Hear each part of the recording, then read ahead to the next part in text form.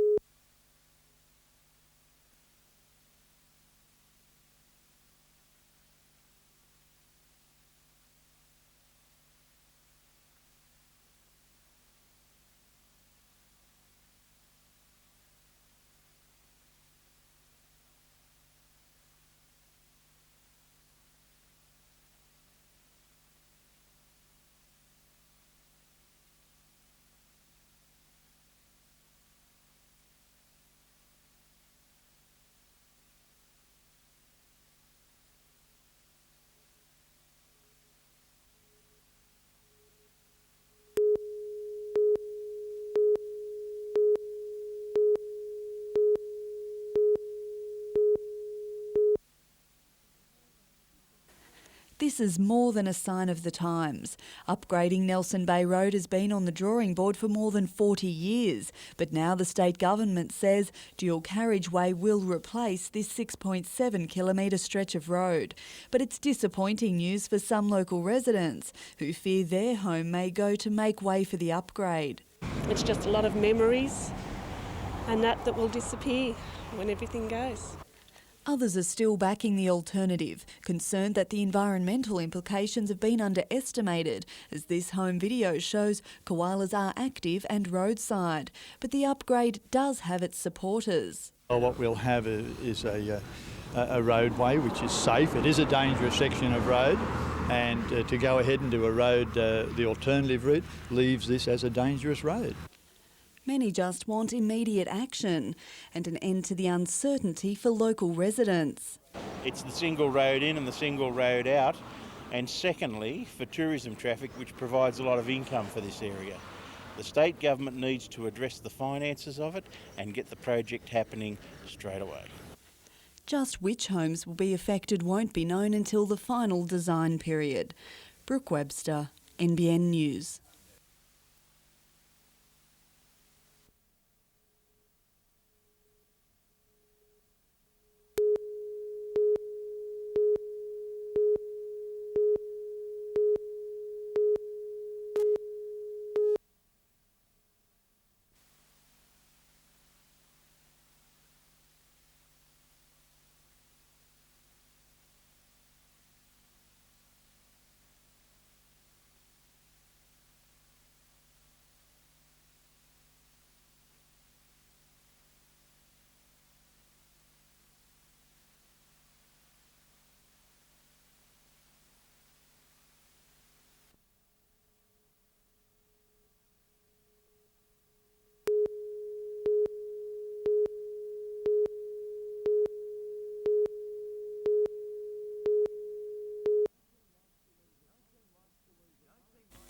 No team likes to lose at home, least of all Newcastle, which has prided itself on making things tough for visiting sides. After losing its first home match against Brisbane in round 2, the players want to make sure that's the last time. Definitely, we don't want to lose 2 at home. We didn't want to lose all year at home, and we want to make this a place that teams fear to come. While his side's defence has been lauded as the reason behind United's slow start to the season, Bonavolier is quick to point out their attack hasn't been on target either, something the pint-sized striker wants to fix fast, along with new partner up front at Sala Massey. We created numerous chances on the weekend. We're pretty unlucky, and both Sala and I put our hand up for not taking a couple of them. But I think that it won't take too long before we get into it. Meanwhile, midfielder Brad Widgerek comes back into the side tonight in time to rack up his 50th NSL match. Not bad for a 22-year-old. I was having a bit of a joke with Swanee yesterday in the shed, filling out a player profile, and we had to, like I said, fill it out. And I said, I think I've had about 42 games, Swanee, and you're telling me today it's 50, so it's good.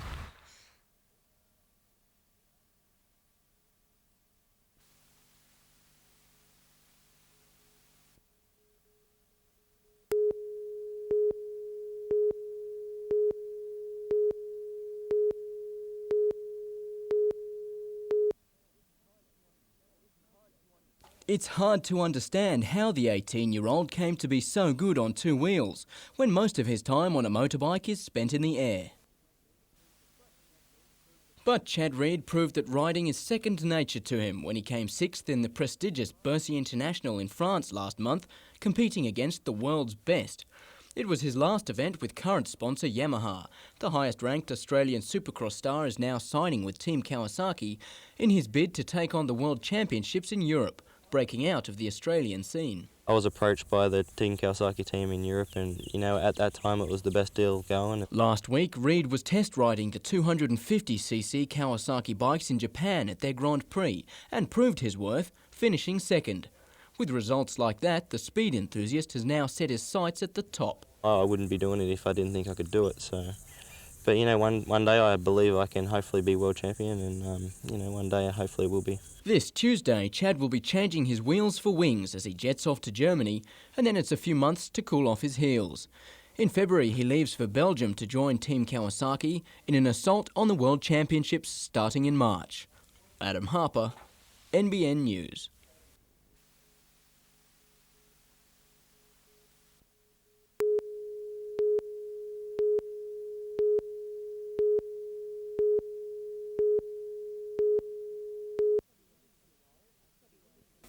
"26-year-old Atsuo Funakusi had been in Newcastle for 2 days, here touring the coastline on a surfing safari with 3 friends. He'd been staying at the Backpackers by the Beach Hostel on the corner of Hunter and Pacific Street. At some stage overnight, he fell from a top-storey window, falling 10 metres and landing head first. A passerby discovered him unconscious on the footpath at 3 o'clock this morning. How he fell remains a mystery. We can't really speculate. We'd like to try and find out exactly what happened, but unfortunately it appears that most of the people around or the people sharing the room with him were asleep at the time. Police believe Atsuo may have moved his bunk bed right next to the window from which he fell. WorkCover and Newcastle Council have joined the investigation. Fellow backpackers have been stunned by the accident. Last night, Atsuo had been celebrating with them downstairs at the hostel. He knew little English but had been looking forward to leaving for Byron Bay today. The 26-year-old surfer from Japan is now fighting for his life in the John Hunter Hospital. He suffered 3 fractures to his skull and a compound fracture to his spine. These injuries may leave him a quadriplegic with brain damage. The family have now been notified, and I believe some members of the family are flying out to Australia. Vanessa Trezise, NBN News.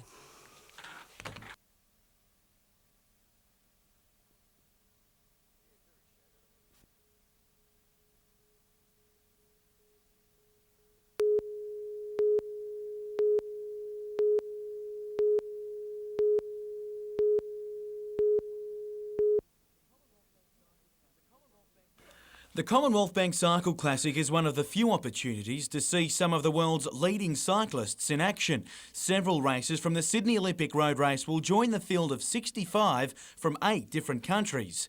Starting in Sydney tomorrow, Newcastle's CBD will host Stage 2 of the Classic on Sunday morning with a 60-kilometre criterium, before a similar stage will be raced that afternoon along the Esplanade at Warners Bay. Also starting tomorrow at the redeveloped No. 1 Sports Ground pitch is the two-day intercity cricket clash between Newcastle and Illawarra. The visitors will be looking for revenge in the traditional match between the two cities after Newcastle beat them at home last year by 3 wickets. And Newcastle University today officially opened the $750,000 Ray Watt Pavilion that will house both soccer and cricket teams. Along with the building came major upgrades to the Oval, making it one of the best fields in the region.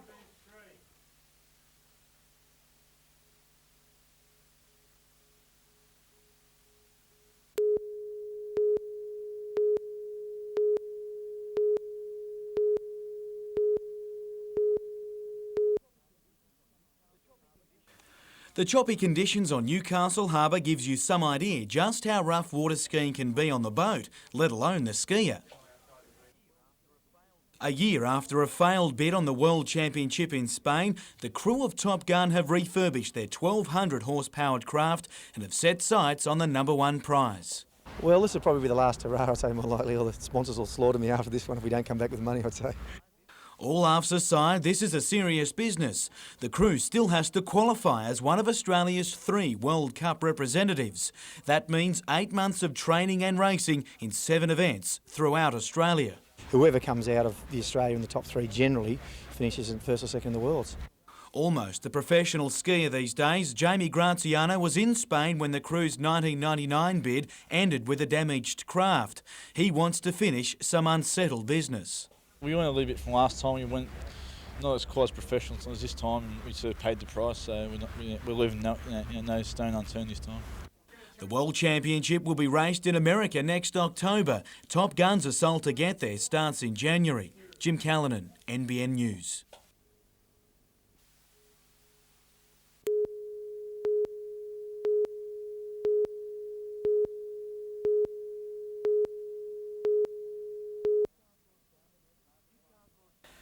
Newcastle has found the net hard to find so far this season, but it's not from a lack of opportunity. The shots coming, but no goals.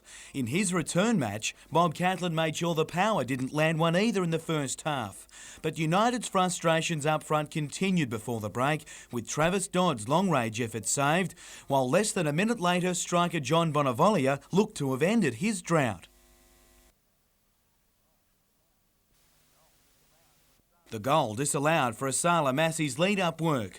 Although the Fijian star battled on in the second half despite strained knee ligaments, Andy Roberts wasn't helping the Power's cause to stay injury-free. Parramatta's first goal, though, actually came from a rare Catlin mistake. If it wasn't for Todd McManus's goal-mouth clearance, the Power would have had 2 in quick time. Keeper Catlin, though, had caught Andy Roberts' knee in the scramble, and after some running repairs to a cut cheek, he was back in the thick of things once more. A bizarre sight in front of goal, followed by an equally puzzling decision to give Parramatta a second free kick that resulted in some real Parramatta power.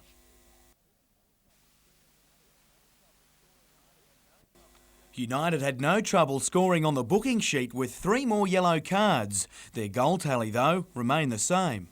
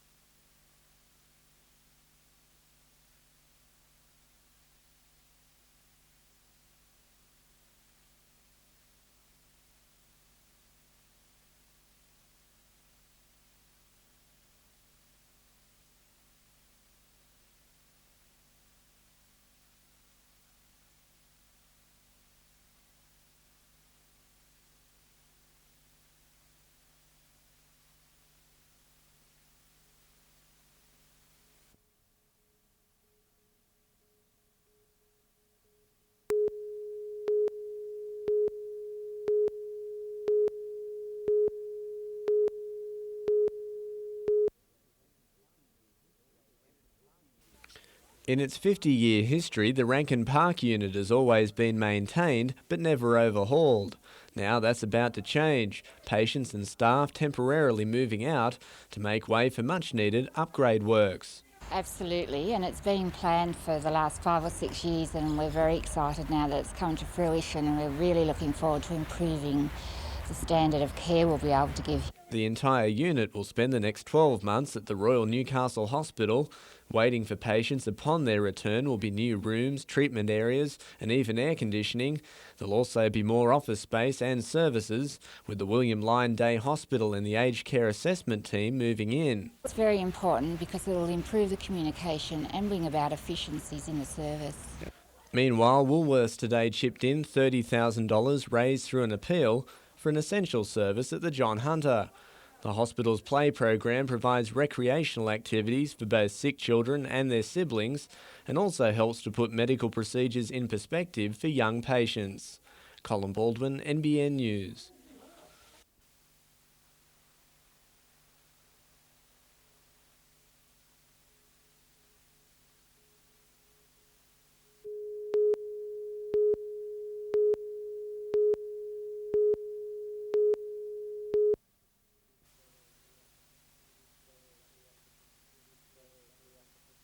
The applicant produces those studies, and we'll consider the proposal.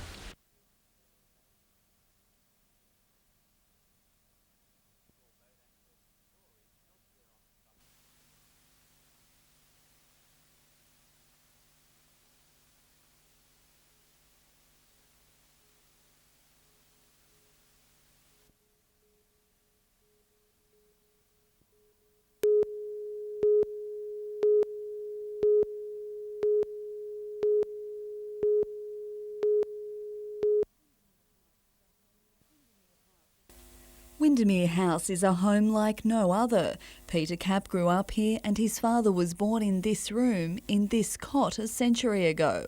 His ancestors bought the house in 1870, so selling it not only ends an era but brings to a close several lifetimes of memories.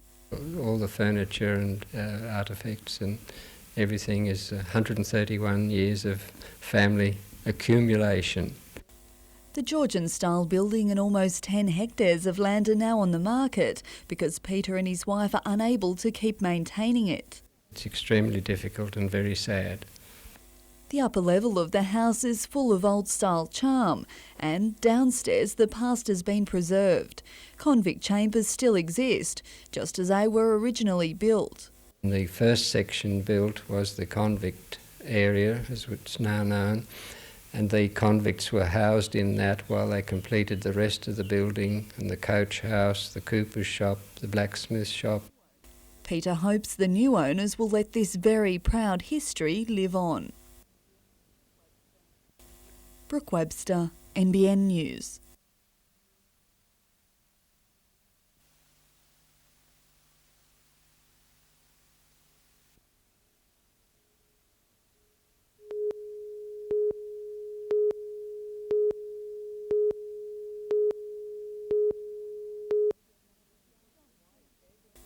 John White says in 1956 his sister's grave looked something like this other grave.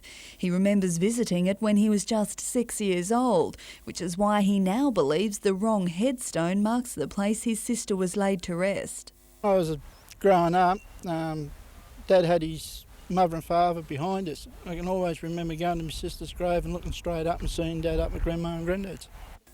He noticed the discrepancy a year ago when he returned to the region after 30 years. He says he walked the cemetery for days trying to find the site before he approached Cessnock Council with the problem. They sent me the plan, and I couldn't, when I come and found somebody else on it, I got in touch with them. A lady come down and had a look at it, and she said she'd look into it. The last contact with council was in February, and he says he still has no answers. He says that's unacceptable and is demanding action. Cessnock Council refused to comment today because it's seeking legal advice. Brooke Webster, NBN News.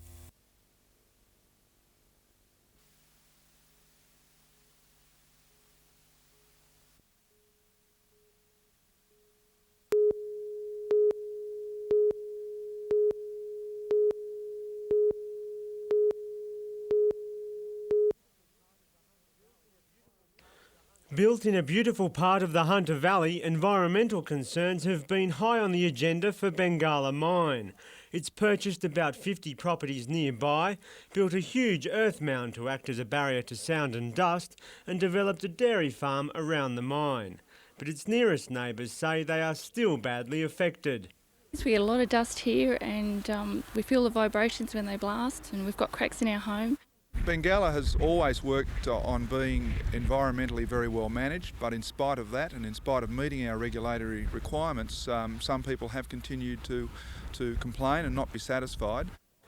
Roland Lee says his company has now agreed with the government on a protocol to consider purchasing a number of houses whose owners claim to be badly affected by the open cut operation. Money doesn't really come into it. I guess the agreement is with regard to about a dozen houses which we're prepared to consider on a case-to-case basis, those places being quite close to our open cut mining area. A figure has not been set for all 12 properties, but it could go as high as $3 million. You've got a beautiful home here, but would you want to sell? I think we'll have to with the dust and damage and things. And there's another mine going in which we want to get away from.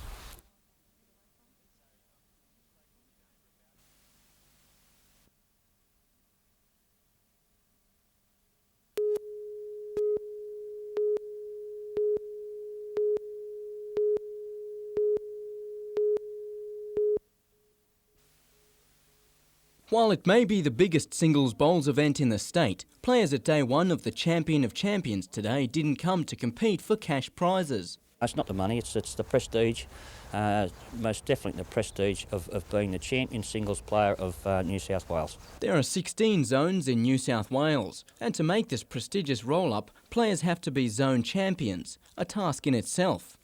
Local legend Sam Lagutsa didn't even make the singles cut, losing out to Beresfield bowler Simon Lack, who is tipped to be one of the contenders in taking out the whole event. But he's facing some stiff competition. To be quite honest, I don't think you could pick a winner, but I think that probably Steve Glasson would go in as the favourite. But in a shock defeat late this afternoon, Maitland bowler Paul Cousins defeated Glasson. The semis and finals of both the singles and doubles will be held tomorrow. Adam Harper, NBN News.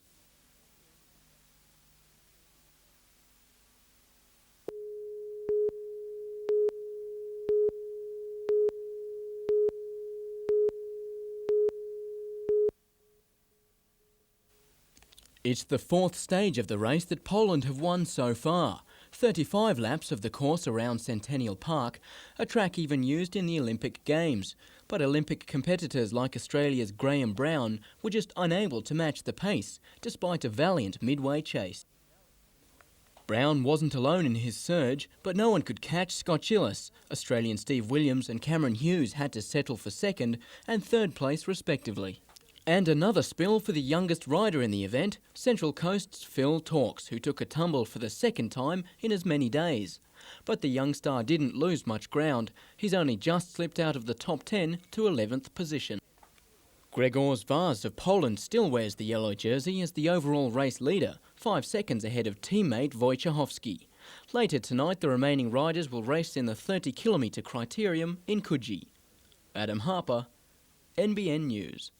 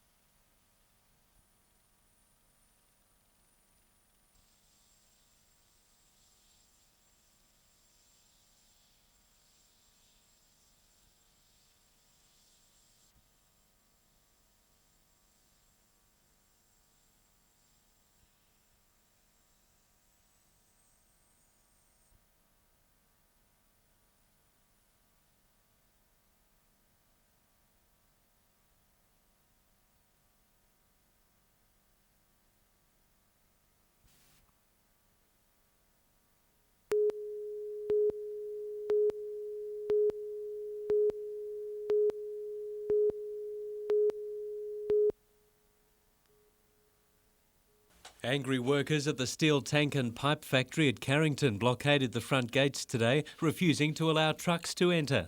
That's it, no one's going to load anyone anymore, that's it, no more tanks out. Since the factory went into receivership a week ago, it's been revealed that the 60 workers are not likely to be paid their entitlements, totalling $100,000. I'm sick in the stomach. I mean, we're 5 weeks out from Christmas. I've got things on lay-by for my children. I mean, what am I going to do? This is the worst example of employer tactics that I've seen. The union says steel tank and pipe directors have numerous company names registered, with the 60 Carrington staff attached to a range of shelf companies with no assets. The receiver has been appointed to companies where the assets are held. The employees have been employed by 5 different companies that hold no assets, so that there is a doubt about the legalities of that, and there's a doubt about the employees' entitlements. Workers took their protests to the streets, picketing a multi-million-dollar house at Merriweather, which they say is being constructed by one of the company directors. Receivers say they'll trade on at Carrington for as long as possible. Paul Lobb, NBN News.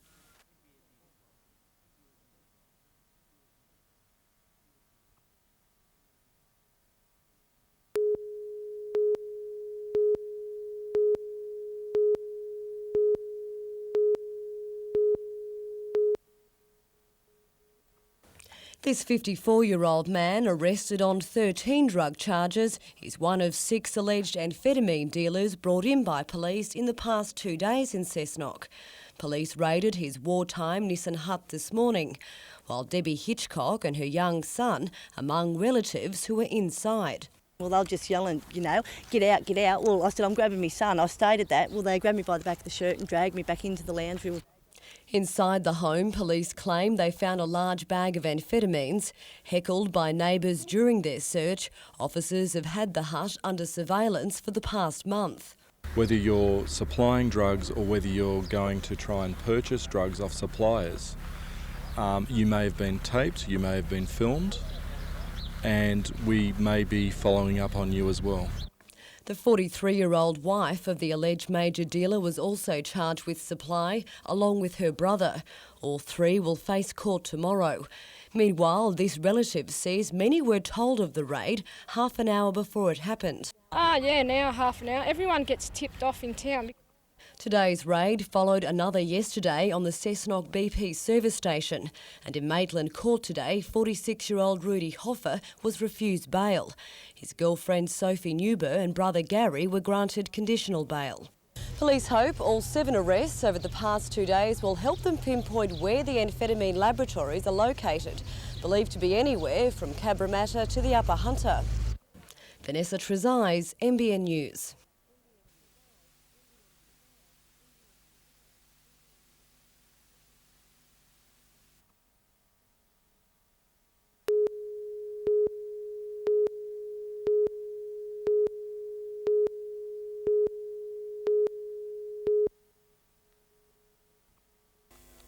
Race leader Gregor Vaz looked confident, flanked by his teammates at the start of day 7 with a healthy lead, but other riders had them well and truly in their sights.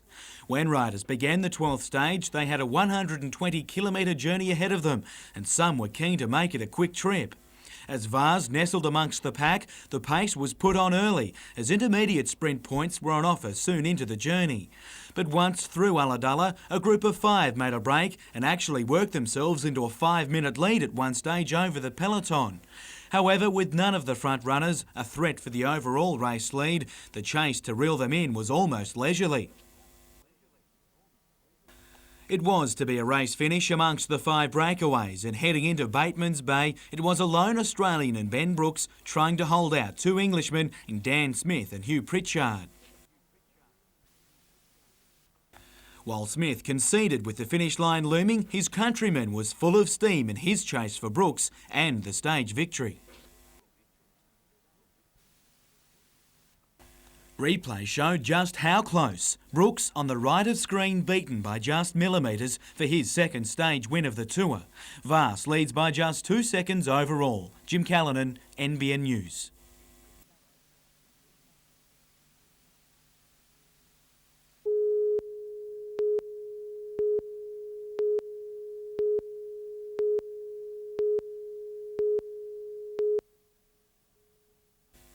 While the current crop of Uncle Toby's Ironmen are trying to catch all the records he set as a competitor, Trevor Hendy is busy coaching the next generation.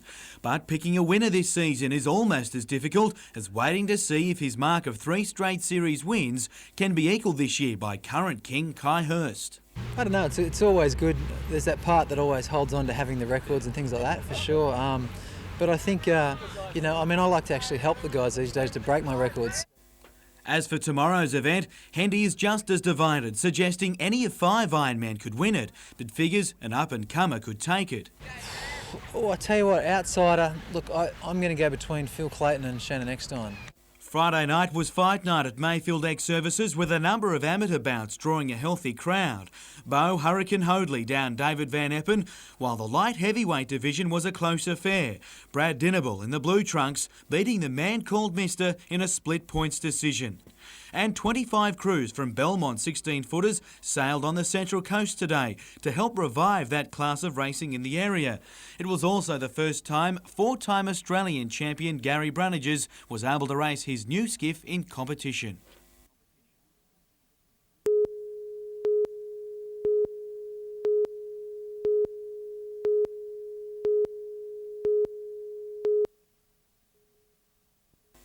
It's a big weekend for the state's rising stars of the game. Today's selection match finds the country team that will begin a 2-day match against Sydney tomorrow to ultimately select the state under-17 side. A bounder to start things, Lauren Breast's innings was over next ball. 1 for 10, in came state rep Mark Faraday, who quickly found touch. Not all were good though. The missed chance would cost the Southerners. At the 11th hour, it was fitting both 11s remembered this day. Back to cricket, and Ben Burgess made his way to 49, Faraday 36, as Northern set 216 from its 60 overs. The Southerners' run chase was led in earnest by captain Mitchell O'Connor, who took a liking to Nick Foster. But the spinner had the last laugh, bowling him for 48. That stunted the visitors' run chase, with Southern falling 21 runs short of victory.